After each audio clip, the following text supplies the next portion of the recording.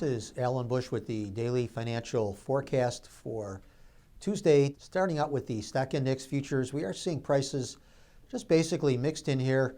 Looks like some of the weakness may be linked to weaker crude oil prices, but also a little support coming in from the National Federation of Independent Business Optimism Index coming in, showing its largest increase since 1980. So that's a very big number. So that's somewhat supportive to stock index futures. We continue to believe that the main trend is higher, even though the Fed is likely to raise rates 1 to 2 times this year, even though the Fed itself saying 3 rate increases are likely.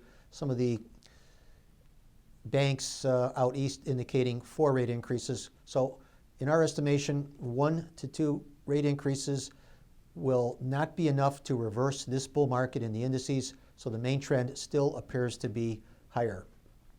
Over in the currencies, seeing a mixed trade, but we did see the pound falling to a new 10-week low. This as it appears that a hard Brexit is on the horizon. Also, the pound has the dubious distinction of already this year starting out as the worst performing currency of the group of 10 countries' currencies so far this year. Also, a little strength coming into the Canadian dollar as the Canadian housing starts number coming in better than expected, up 10.6%. Longer term, we feel that the dollar index will continue to advance, probably not a straight up move, but a more sideways to higher move.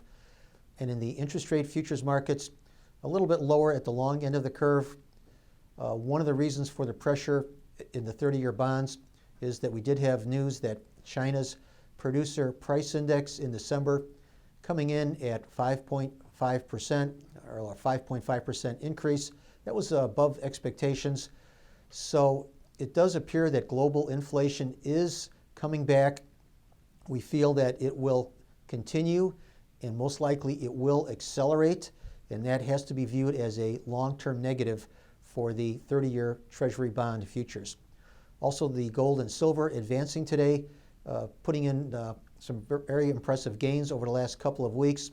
And I think for the same reason that we are thinking bonds are headed lower, we are believing that the gold and silver will continue to advance. That is, inflation going to be a bigger problem as the year wears on. So trade the gold and silver from the long side. This is a trend, I think, to the upside that is just getting started. So good trading, everyone. And once again, remember, these are my opinions alone and are not the opinions of ADMIS or Archer Daniels Midland.